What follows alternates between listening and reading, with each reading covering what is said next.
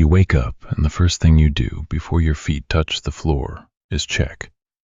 Not the phone, not the time. You check if you're still the person you were when you fell asleep. You run your hand over the shape of your day ahead, making sure the story is still intact.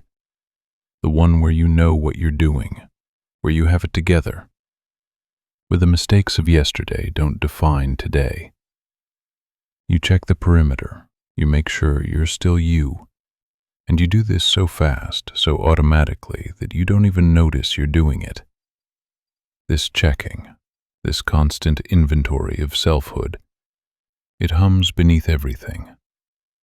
While you're brushing your teeth, you're also rehearsing what you'll say in the meeting. While you're listening to someone speak, you're also monitoring how you're being perceived. While you're trying to relax, you're also evaluating whether you're relaxing correctly. There is you, and then there is the you that's watching you, making sure you're acceptable, coherent, safe. Most of the day is spent in the maintenance of this. The self you think you are requires astonishing upkeep. It needs to be fed the right information, protected from the wrong criticism, reminded of its victories, shielded from its failures. It's a full-time job you never applied for but somehow always show up to. Clock in at dawn, clock out never. But here's the strange thing. The thing that sits at the edge of your awareness like a shape you can't quite see in peripheral vision. All this effort, all this guarding and checking and maintaining. What if the thing you're protecting isn't actually there? Not in the way you think it is. Not in any way you could hold on to. Stand in your kitchen in the morning. The light comes through the window at that angle it only hits for 20 minutes this time of year. You're pouring coffee. The steam rises. Your hand knows the weight of the mug without thinking. This moment is so ordinary it's almost invisible. You are here. The coffee is real. The light is real. No one would argue with that. But which part of this is you? Is it the hand pouring? The hand is cells. The cells are replaced constantly. The hand you have now is not the hand you had 7 years ago. Not a single atom the same. But it's still your hand, isn't it? Is it the one who sees the light? But seeing happens before you. The photons hit the retina. The electrical signals fire. The image constructs itself in the brain. By the time you know you're seeing light, seeing has already occurred. You arrive late to your own experience, a guest at your own perception. Is it the one who remembers pouring coffee yesterday? But memory is not a recording, it's a reconstruction. Each time you remember, you're building the memory again, and it changes slightly in the building. The you who remembers is not the you who experienced. They've never even met. Is it the one who decides to pour coffee? But where does a decision begin? You think you chose to pour coffee, but can you locate the exact moment the choice arose? Trace it back? The desire for coffee, where did it come from? Did you create it, or did it simply appear? And if it appeared, who is the you that watched it appear? This is not a trick. This is not word games. This is you, standing in your kitchen, looking for the thing you've been protecting all your life, and finding that it has no edges, no fixed address, no solid ground beneath it. You are still here, still breathing, still holding the mug. But the self you thought you were starts to feel less like a thing and more like a process, less like a noun and more like a verb, less like an entity and more like a habit of attention. And the habit is this: gathering, constantly gathering experience into a center and calling that center me. Taking the flow of sensation, thought, and perception and freezing it into an image labeled self. Then spending every waking hour defending that frozen image from anything that might threaten to thaw it. Think about the last time someone criticized you. Not even harshly, just pointed out something small. A mistake, an oversight, a misunderstanding. How quickly the defenses rose. How immediately you felt the need to explain, justify, contextualize. To make sure the criticism didn't stick to the image, didn't alter the story. But what were you defending? If you stop and look closely at that moment, what you were protecting was not your body. Your body was fine. Not even your feelings, really, because the feeling of being criticized is just a sensation, and sensations pass. What you were protecting was a narrative, the story of who you are, the image you've built of a person who doesn't make that kind of mistake, or who has good reasons when they do, or who is at least better than the criticism implies. You were protecting a story from another story. And the exhausting part, the part that drains you in ways you can't quite name, is that this protection never ends. Because stories are fragile, they require constant maintenance, constant reinforcement. The moment you stop shoring up the narrative, it starts to dissolve, not into nothing, but into something much harder to control, into what is actually happening. There's a version of this realization that people sometimes reach for that goes like this.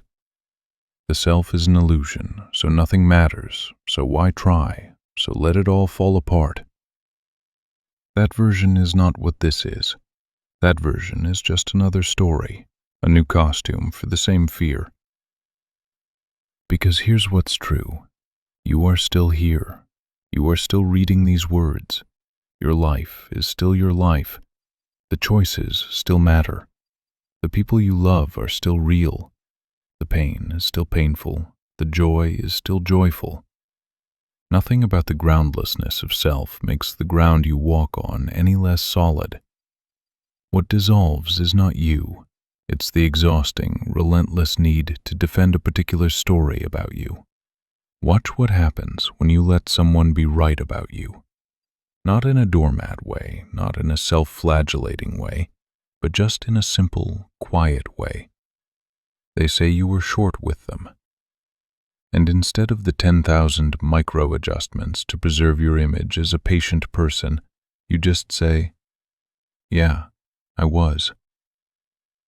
There's a silence in that moment, a strange, vertiginous openness. The story stopped, the defending stopped, and the world did not end. You are still here, but something shifted, the grip loosened. And in the loosening, there's a kind of breathing you didn't know you'd been holding back from. This is not about becoming a better version of the self. That's still the same project. That's still gathering and defending, just with nicer furniture. This is about seeing through the project altogether, not abandoning it, not transcending it, just seeing it for what it is. A beautiful, endless, and utterly unnecessary effort to make solid what was only ever a process. And the process continues whether you claim it or not. Here's the image that might help you see this. Not the only image, not even the best one, but the one that fits this specific question of protection and absence. Picture a river. You're standing on the bank. The river is moving, always moving. Water from upstream arriving, becoming the river here, then flowing downstream and becoming the river there. Now imagine someone asks you to protect the river. You'd look at them strangely. Protect it from what? It's a river. It's already doing what rivers do. But then imagine you had to protect not the water, but a single wave, one specific wave. You wade in. You find a wave you like. You try to hold it in place. You cup your hands around it. But it's already collapsing into the next wave. So you chase it. You try to rebuild it. But it's made of water that's already gone downstream. The wave you're protecting is a shape the river made for a moment and then unmade. The river doesn't stop. The shape does not persist. And your effort to hold it doesn't create the wave, it just exhausts you. The self you protect is the wave. The river is still here, still flowing, still doing what it does. But the wave you thought you were, the wave you've spent your whole life defending, is not a thing. It's a shape the river made, and it's already gone. This doesn't mean the river doesn't matter. It doesn't mean the flowing is meaningless. It doesn't mean you don't exist.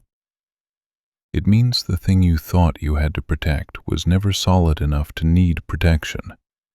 And the energy you've poured into holding the shape could flow back into the river, could become the movement itself instead of resistance to it. But you don't hear this and suddenly let go. That's not how it works. Because the defender is part of the pattern too. The one protecting the self is itself a movement in the river. You can't step outside the process to stop the process. You can only see it more clearly. And in the seeing, something loosens. Not forever, not completely, but enough. Enough that the next time someone challenges your story, there's a split second before the defenses rise where you notice the defenses rising. You see the machinery. And in the seeing, there's space. Not the space to be a better person, not the space to transcend the ego, just space, a breath, a crack in the automaticity, and through that crack, something true gets in. Or more accurately, something true that was always there stops being blocked out. The truth that you are not the story, you are not the wave, you are not even the river. You are what's aware of the river, and that awareness doesn't need protection. It was never in danger. It was never at stake. It's the background against which the entire drama of selfhood plays out. The still point that doesn't move, even as everything moves through it. But now we've wandered into language that sounds mystical. And the moment it sounds mystical, the mind does one of two things. It either rejects it as nonsense, or it turns it into a new story to defend. A story about being aware, about being consciousness, about being the witness. And then the same project starts again. Protect the witness. Make sure you're doing it right. Check if you're aware enough. Monitor whether you're present. And the river laughs. Because it's the same machinery, just wearing different clothes. The point is not to become the awareness instead of the self. The point is to notice that the awareness was never not here. It doesn't need to be achieved. It doesn't need to be protected. It's the condition in which the self appears, the space in which the wave forms and dissolves. And it's completely okay with both the forming and the dissolving. It has no preference, no investment, no story about how it should be. You can't protect yourself into that. You can only exhaust yourself out of the belief that protection was ever necessary. So what does this look like in the friction of actual living? It's Tuesday afternoon. You're in a conversation that's going badly. The other person is misunderstanding you, or maybe you're misunderstanding them, or maybe both. You feel the heat rising in your chest, the tightness in your throat, the words forming to defend, to clarify, to reestablish the story of you as someone who is reasonable and clear and not the kind of person who causes this kind of confusion. And then, just for a second, you catch it. You see the defender. You see the story being shored up in real time. And in that seeing, there's a choice you didn't know you had. Not the choice to become better at defending, not the choice to let yourself be walked over, but the choice to just stop adding fuel to the urgency. You let the misunderstanding sit there. You let the discomfort be uncomfortable. You let the story about you be whatever story they're telling themselves right now. And you breathe. Not because you're being spiritual, not because you're practicing presence, but because the alternative is exhausting, and you just remembered you don't have to do it. The conversation doesn't magically fix itself. The other person doesn't suddenly understand. Your discomfort doesn't vanish. But the war ends, the internal war, the one where you're fighting to make the moment match the story, the one where you're protecting the wave from the river. And here's what no one tells you about that moment. It's not blissful. It's not peaceful. It's not even pleasant.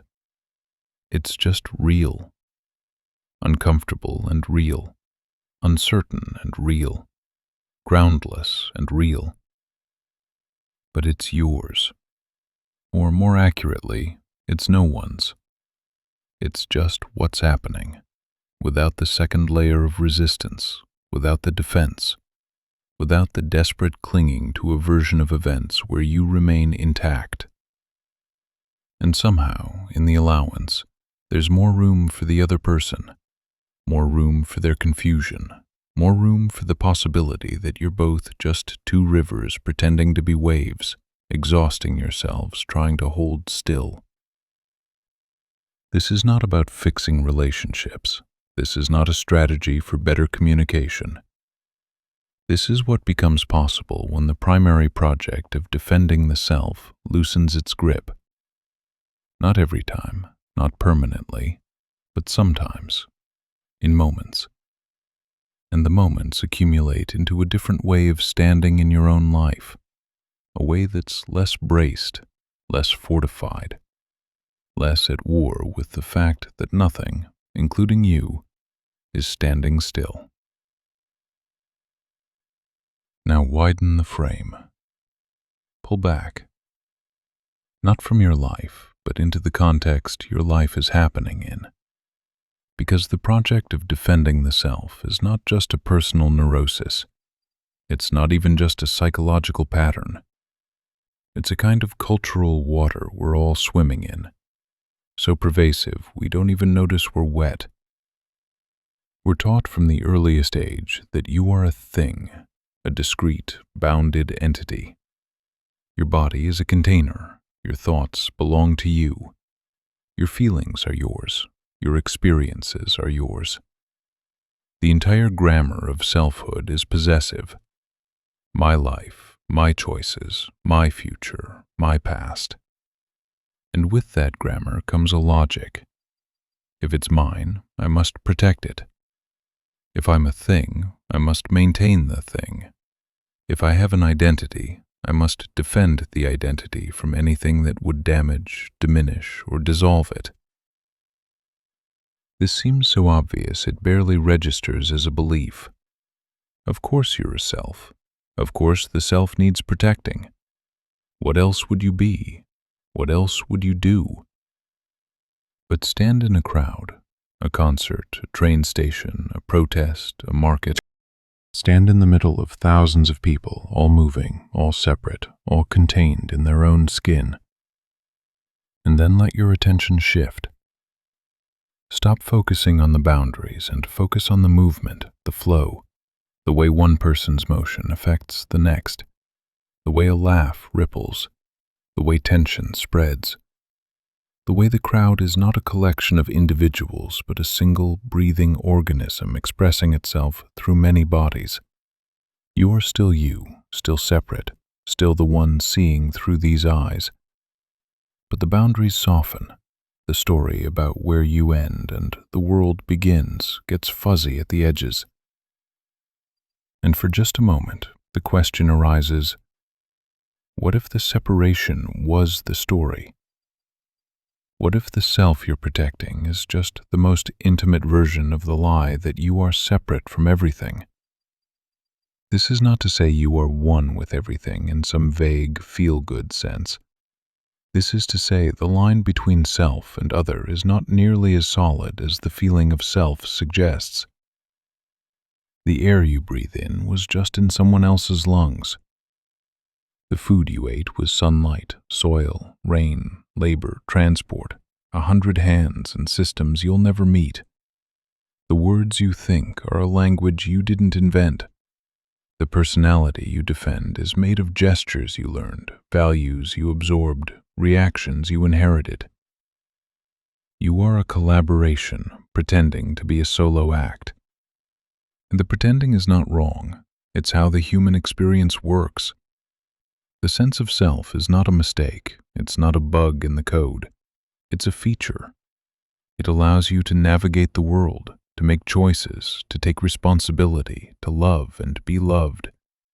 The self is useful. The story is functional. What's exhausting is believing it's true in a way it was never meant to be true. Believing it's so hard you have to defend it every moment of every day from the tides of evidence suggesting it's more fluid, more porous, more empty than it feels. You can't think your way out of this. The mind is part of the pattern. The thinker is the wave. You can't use the defender to stop defending. You can't protect yourself from the need to protect yourself. But you can notice. You can catch the movement mid-motion. You can see the tightening as it tightens. And in the seeing, the tightening sometimes releases. Not because you made it release, but because seeing it clearly is incompatible with continuing it unconsciously. This is the work.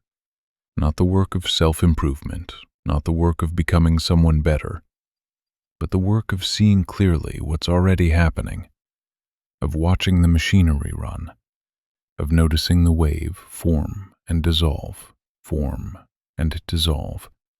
and starting to suspect that the river doesn't need your help. And the river is patient. The river will wait. It's been waiting your whole life. It will wait your whole life more. Because the river is not in a hurry. It's already everything. It doesn't need you to realize anything. It doesn't need you to let go. It's completely fine with you spending every moment trying to hold the wave. But you might get tired. And in the tiredness, you might sit down. And in the sitting, you might notice the sound of the water. And in the noticing, you might realize the sound was always there. You just couldn't hear it over the noise of your own effort. Here's another way to feel the edges of this. Think about the last time you were completely absorbed in something. Not meditating, not trying to be present. Just genuinely lost in an activity. Reading a book, playing music, cooking, building something. A conversation so engaging you forgot to monitor how you were coming across. In those moments, where was the self? Not gone, but not loud, not defended, not performing. Just the activity happening through you, as you, without the separation between doer and done. And here's the paradox. Those are often the moments you feel most alive, most real, most yourself. But if those are the moments you feel most yourself, and those are also the moments the defended self dissolves into pure activity, then what does that tell you about what you actually are? It tells you that the realest you is not the one you protect. It's the one that shows up when protection stops. Not a different you. Not a higher you, just you without the second layer, without the constant narration, without the ongoing trial where you're simultaneously the defendant, the prosecutor, and the judge. This is available right now, not as a future achievement, not as a reward for spiritual practice, but as the condition that's already here underneath the static of self-maintenance. You don't have to go anywhere to find it. You have to stop going. You have to stop the relentless movement toward a better version of the story. You have to stop fixing, improving, protecting, defending, and just let the moment land. And it will feel like falling, because it is. You're letting go of the thing you thought was holding you up. And in the letting go, you discover it was never holding you up. It was the weight you were carrying. But the fall is not into nothing. It's into what's actually here. The breath, the light, the hum of the room, the feeling of your feet on the floor. The simple, undeniable fact of presence that doesn't need a story to continue being present. This doesn't mean you stop having a personality. It doesn't mean you become bland or passive or detached. It means the personality is held more lightly. It's a costume you wear, not a prison you're trapped in. It's a character you play, not a character that plays you. And when someone criticizes the character, there's less at stake because you're not the character. You're the space in which the character appears. And that space is untouchable. Not because it's special, not because it's sacred, but because it's not a thing. It has no edges to assault, no center to collapse. It's the absence around which the self is built. And absence doesn't need protection. But we've circled all the way around now, back to the kitchen, back to the morning, back to the first moment you woke up and checked if you were still you. And the question remains, what were you checking for? If the self is not solid, not fixed, not a thing but a process, not a wave but a movement in the river, then what could checking possibly find? What could confirming possibly confirm? The answer is nothing and everything, because the checking is not finding the self, it's creating the self. The act of checking is the self. The vigilance is the boundary. The protection is the thing being protected. You are not defending a self that exists. You are bringing a self into existence through the act of defending it. And the moment the defending stops, the self doesn't disappear, but it stops feeling like a problem. It stops feeling like something fragile that might break. It stops feeling like something you have to keep proving, maintaining, curating, justifying. It just becomes another event in awareness, another movement in the river, another wave forming and dissolving, and the river entirely unbothered by both. This is the freedom that no one tells you about. Not the freedom to do whatever you want, not the freedom from consequences, but the freedom from the exhausting, lifelong job of being the guardian of a ghost, the ghost of a solid self that was never there to begin with. You are still here, still breathing, still reading these words. But the next time you catch yourself in the act of protecting, defending, shoring up the story, you might pause. You might ask, what am I protecting? And if I found it, what would it be? And in the space between the question and the answer, something quieter might speak. Not a voice, not a revelation, not an answer at all. Just the soft sound of the river, continuing. So here's what I'm asking you to do if this landed somewhere true. Write this sentence in the comments, in your own words, but keeping the recognition intact. I spent my whole life defending a version of myself that was only ever a story, and the exhaustion was the clue. Write it plainly. Write it like you just realized it. Write it so I know you stayed to the end and something shifted, even if only for a moment. And if this made something loosen, even slightly, there are videos appearing on your screen now that follow the same thread deeper. Different angles, different images, same quiet unraveling. Click one if you want to keep pulling on this. Or don't. The river doesn't need your commitment. It just keeps moving whether you notice it or not. But if you noticed, even once, the weight you've been carrying that was never yours to carry, then the noticing has already begun. And the noticing is the only thing that ever changes anything. Not by force, not by effort, but by letting the light in on what was always happening in the dark.